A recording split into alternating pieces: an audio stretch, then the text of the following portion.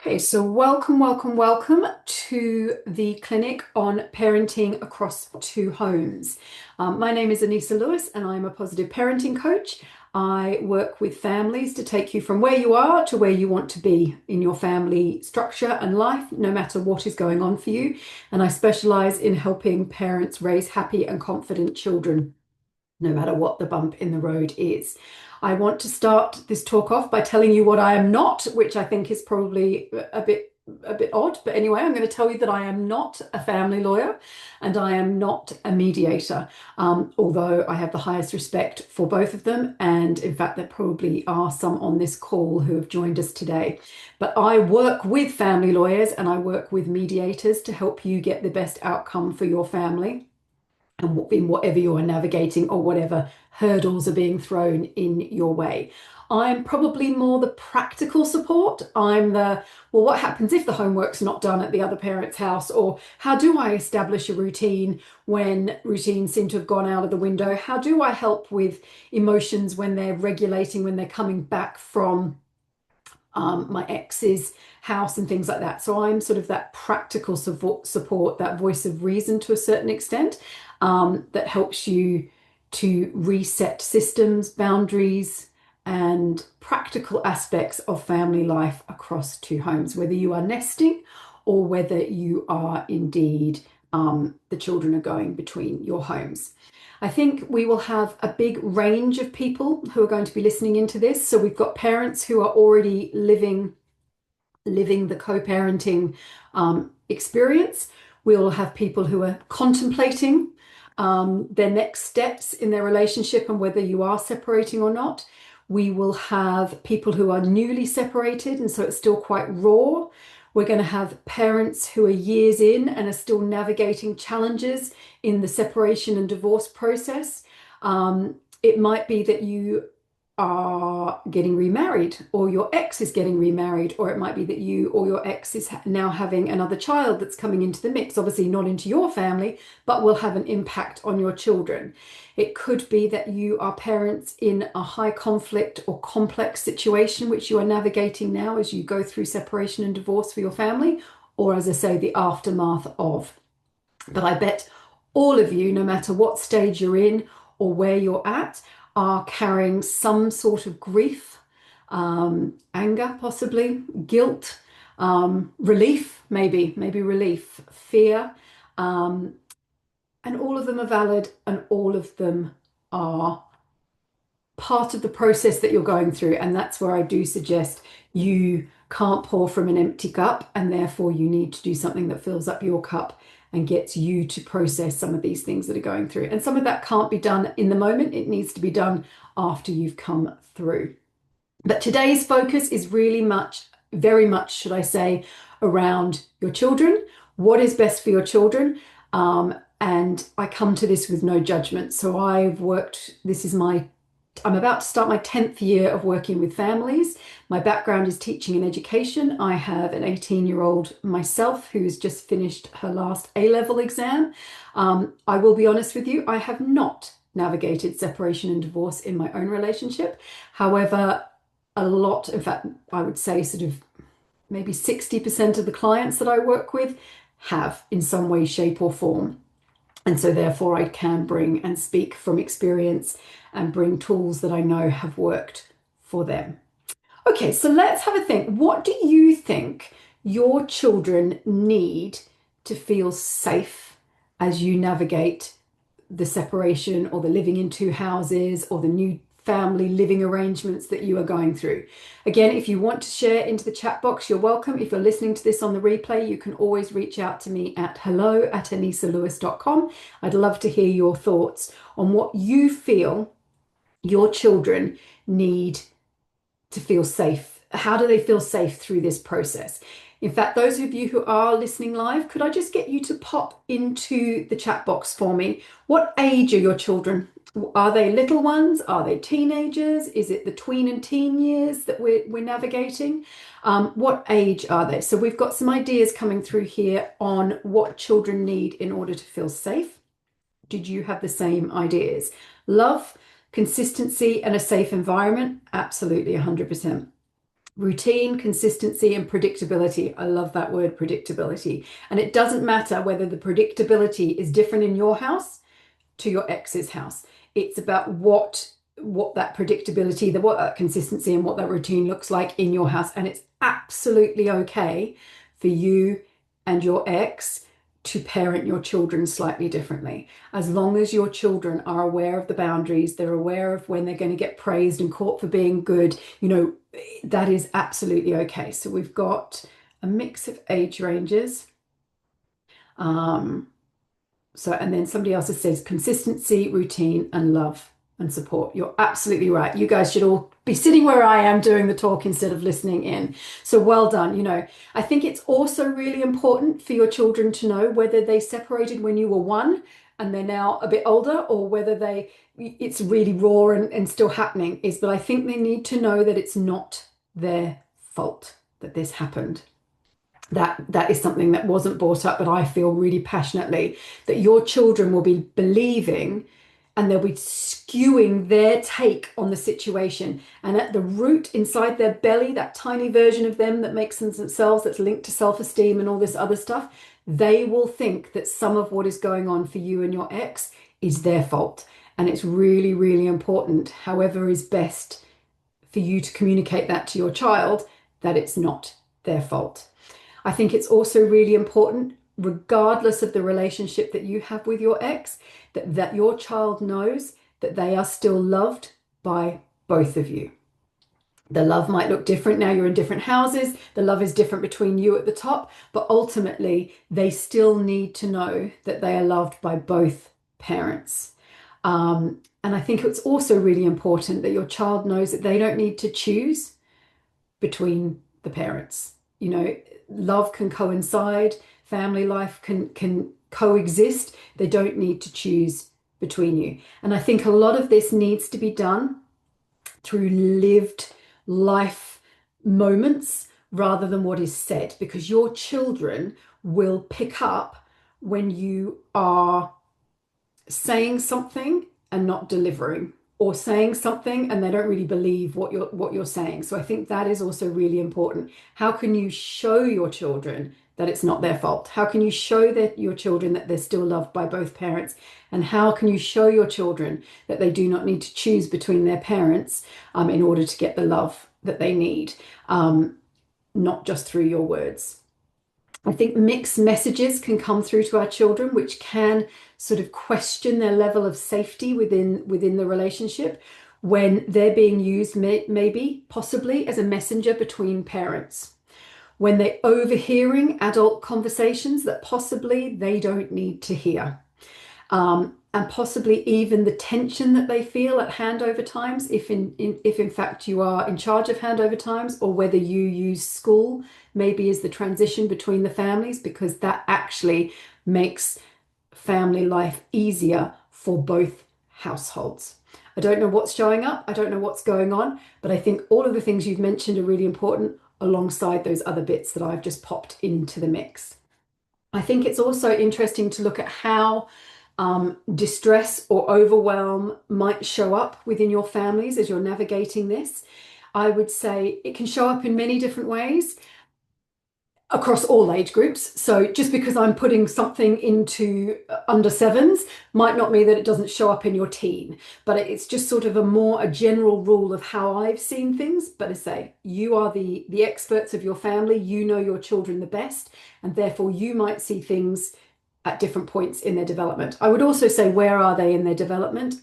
Do they have some neurodiversity thrown in as well, which again is not helping, or could be helping them to navigate things in a slightly different way? So, oopsie daisy, I've just nearly dropped something. So with the under sevens, we might see regression in some of the things that they could do before that they now can't do, or perhaps it's about attention. They want you or need that connection with you in order to do it. You might get children who are more clingy than normal.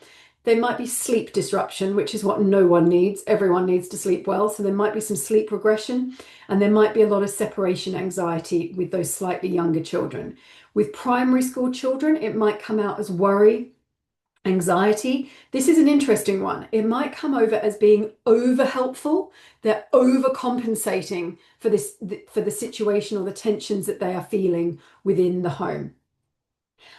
They might try and fix things, whether that is literally physically fixing things or whether it is trying to fix things between the households. They might try, they might try to be that mediator within the family context.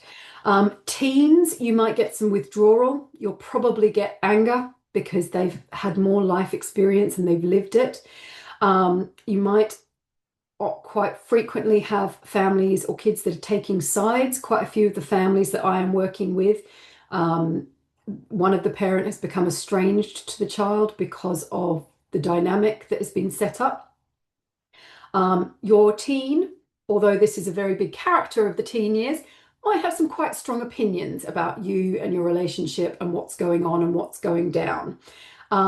They may or may not be in control of their emotional regulation. So their emotions may be bigger and more fiery, and they may take longer, or they may need different techniques to help them to regulate themselves within the situation. I don't know if any of them are showing up in your home. Let me know in the chat box if any of this is ringing true for you, because that would be interesting for me to know as well, so that I can put that into my hat for when I'm supporting those parents as we navigate separation and divorce.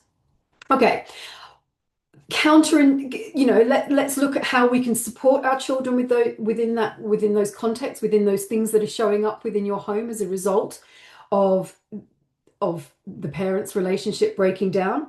I would say sometimes we shy away from some of the big conversations, but actually, if we go back to that piece that this is not your fault, you are going to have to bring them in with some age appropriate language in an age appropriate way that is okay for them to know about what's going on, that actually this is a hard period for you and your family to navigate. That you are going to give them a bit more grace in this situation as you find your footing, whatever it is, use age appropriate language, because if you do not, your children are going to make their own assumptions and they are probably not going to make the right one. And so actually for us to bring them in an age appropriate way helps everybody in the long run. What I would say also is I would keep routines consistent where you can. Now, that does not mean that routines need to be the same in both households. It just needs to be predictable for what is going on for you and your kids. And so, sorry, I've got basically my teen has come to rescue the dog from underneath the table. You may just need to leave her. It's fine. Sure. Yeah, it's all good. Okay. She wanted to take her out for a walk and the dog is just refusing to go anywhere. So apologies for that. This is a live talk, and this is my reality. The dog is now hiding underneath the desk so she doesn't have to go out on a walk. Okay, so as I was saying, keep routines predictable and consistent. So it might be that you have a little ritual when they come to you on a Friday night. Keep it the same. Consult them, get their views on what they want to feel safe, what they need to feel secure. Now, you won't be able to use that language with them because that probably won't land. But what do you want to do on a Friday night when you come to my house? Those kind of conversations will land. And as I said, it does not have to be the same between you and your ex's household. I would also avoid over questioning your children. What did you do when you were at mummy's house? How was that? Oh gosh, what did mummy feed you for dinner? How's daddy's da da da da da? Because actually what happens is that's when the pressure comes in for your child and they really feel that they are the go-between and they're going to have to choose and they have to decide what information that they pass out about it. You'll probably find that you don't want to not ask them questions because that sounds like you're not interested at all. But just think carefully, how did you feel this weekend? How did this go? Did you enjoy whatever? But it might be that you leave those kind of questionings to the following day when you've got them, or at least at bedtime or something like that. And it might actually be okay then to be led by your child in what they need from you. And I would also, I'm sure this one is high up on your agenda anyway, is I would allow time for recalibration when they transition between the homes. Because if you do run your households differently, if you are different personalities, then it is going to be a transition period. And it might be that you need to bring in, as I say, a little celebration ritual, a little bit of something where you know that that helps recalibrate them. Now, it might simply be cuddles on the sofa. It could be that actually movement is really important and you get out and you jump on that trampoline, or you take your teen out for a run. Or it could be that water is also quite a good one, randomly. Getting them into a bath, getting them playing in the paddling pool, water fight, something like that. There is something about water that really is quite calming for children. So, or taking even a walk by the river or by the beach, depending on where you live. But those are just sort of a few ideas that may help with recalibrating your child back into your home. I think I'm now going to shift on to sort of how do we create stability and connection with our children, even though we are separated or about to be separated or long since separated and single parenting. And I think perhaps a way to look at it is actually your relationship now with your co-parent is actually now a professional one. And your one job is to raise your children to the best of your ability. And that is your, your objective with your professional hat on. It's not necessarily about liking each other, as in your ex. Hopefully you like your children. But it's not about you having to like each other. Obviously, that is a Billy bonus if you can have a happy and harmonious co-parenting relationship, but it is absolutely and completely not always possible. And there is, and we have to make allowances. So the way I look at co-parenting is actually that's when things are going well. You've got relatively good levels of communication. It's functional. You can make some decisions together, whether weekends need to be changed, or when you want to talk about bigger things like screen time and maybe if something's going wrong with bedtimes in one of the houses, you have got that level of relationship where you can sort of say, what do you do in your home? What do you feel helps? Let's make a decision together on this. So there is some sort of parallel, no, that's the wrong word, synchronicity between the two households. And I guess co-parenting is also where you can coordinate on certain things that you need to coordinate on. The other one I want to put into the mix is something that's called parallel parenting. This is used possibly more when communication is more difficult, or you feel maybe unsafe within the relationship due to the reason you have exited the relationship. And so this is where the parent, you really run your home separately and independently from your ex. Communication is often minimal in this situation. It is often written, but it always needs to be child focused, not about attacking the other parent. So my principles of how I work and support parents is through three pillars: curiosity, communication, and connection. And so when we look at the situation that your family is navigating, we go in with a curiosity radar. We put that curiosity radar on what is going on. The behavior, the emotions that you are seeing within yourself or you are seeing within your child is always the tip of the iceberg. It is never about what that behavior actually is. It's about what's going on underneath the surface. And in divorce and separation, there is a lot of fear. There is a lot of possibly shame going on. And there is a lot around, am I okay? Am I loved? Am I going to still be loved in the different households? And so that's where we need our curiosity. Communication can come in with how we are communicating with our kids, but also how we're communicating with our ex. Do you need to use a neutral app like is it called Our Family Wizard or Family Wizard, something like that? Or actually, can you just do it through normal channels? Or do you actually need to go through your family lawyer or a mediator in order to make some bigger decisions about your children? Can you reduce handovers and the communication side around that by actually using school as your middle point in order that you don't actually have to see your ex if you're not amicable? But this is where I swing back to what I said at the beginning. How are we communicating with our kids?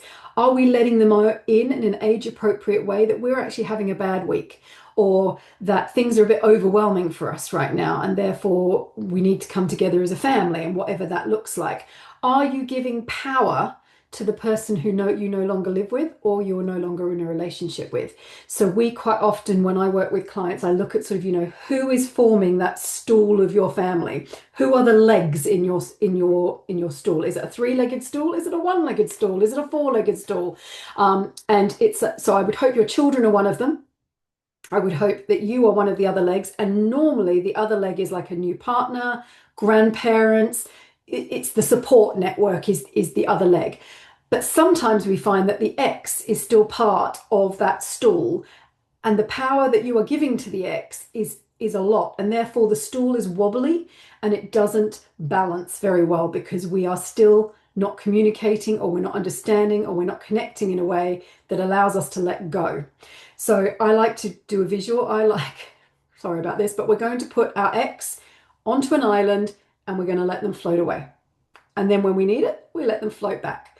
But they are not part of your island and what you are now establishing with your family. And then we look at connection.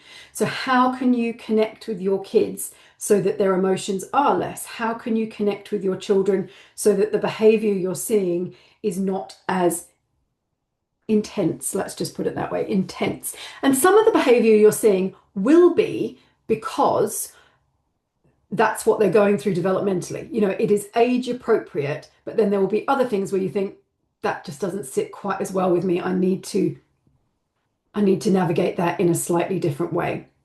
And so, do you know how your child likes to be connected with? Are they a child that loves to be praised and acknowledged? Are they a child that needs time with you? Are they a child who loves physical touch, like needs that connection more than anything, the hugs, the kisses, the snuggles on the sofa? Are they a child that actually just needs an act of service? So actually you go, gosh, I really missed you while you weren't here and I've tidied your bedroom for you. That's an act of service. So how does your child need to be connected with? And it's probably different to how you need to be connected with. So just be very, very aware of that. Okay, so let's have a look at some of these big feelings, theirs and yours, I will say. And we're going to go into this with the curiosity, connection, and communication. But what I want to start here is navigating what you're navigating is an emotional landscape. It's not stagnant. It will change depending on the week, depending on what's going on for you, depending on how the handover has gone. It is going to be an up and down, possibly roller coaster experience. But that does not mean that you cannot create some safety and some connection for your child to come back and be grounded as you've gone through the transition period. I would also say here, and it's really, really important, and I can't say this enough, the airlines have got it right. Fix your own oxygen mask first. So that means that principle is you cannot co-regulate for your child. You cannot help them to navigate what they're going through if you are not in a place that you can do that. And if you need to seek help, if you need to go back to your lawyer, if you need to come and see someone like me, if you need to consult your mediator in order to get that, that's okay, because or you need to go to therapy or get support in other ways, or find your thing that gives you your dopamine hit, like running or going and joining a choir or something that is just for you, that fills your bucket so that you can be in a better place for your children. What I would also say is that if you think, oh, today is going to be tricky because they've had 3 days at the other partner's house and therefore they're coming back to me and it's going to be really, really hard. Your brain believes what you tell it. And I'm not saying it's not going to be hard. Absolutely not. I have got my eyes wide open here. But your brain will look for the evidence for your belief system. So if you believe it's going to be hard, your brain goes, oh, I'm being so helpful. Tick, that is really hard. Oh, look, they've had a meltdown. Oh, look, my ex has been kind of snarky when they did the drop off and da, da, da, da, da, da, da, da. Your brain looks for the information. So put yourself in a different frame of mind. I'm going to give it my best. I'm going to be there for my kids. I'm going to show up where I need to. I'm going to be the grounding force that I can. It's going to go okay. I'm not asking for it to go great, just asking for it to go okay. And your brain goes, oh, awesome. Look for all of the evidence of how I can support my child's emotions, how I can support the transition, how I can support them and love them when they're in my home. I will just do a word of caution about overcompensating and being the fun parent. That's great. Absolutely and completely be the fun parent, but don't forget to have boundaries and consequences if they are pushing against you, because actually children find safety in routine and boundaries. So what I would also say to you is that If something hasn't gone quite right, be okay with going to your children and saying, I'm really sorry, that I will handle that differently. I've reflected on it. That's not how I want to do it moving forward. How can you help me? Or how can we be in this together? We are a team. Oh gosh, we're rushing towards the finish line here. So I think it's important for us to close on the research shows that it's not necessarily the separation itself that impacts the kids the most. It's the level of conflict that they are navigating through the separation, and it's the quality of the relationships that they establish with each parent under the new family dynamic. That is the indicator of how you can navigate this and how you can move forward together. There is quite a lot more I can say on this subject. I say this every clinic that I do. I'm like, there's so much more I could say on there, and there's only so much you can pack into 28 minutes or whatever it is that I had at the start.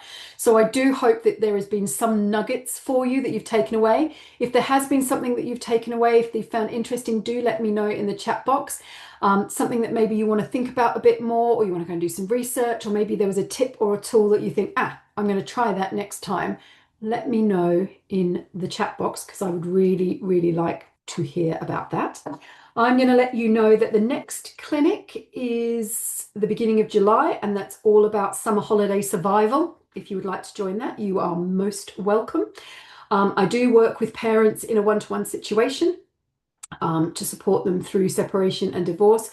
Quite a lot of the parents actually don't come to me until like a year, 18 months, 2 years after it, when actually you're not quite in the most emotional center of it, and I can help that. But then there are other parents who are living the raw experience and just want a bit of extra help. And if that is the case, then please do book in for a free chat, and I will do what I can to support you and your family. So thank you very much for your time today. I'm going to stop the recording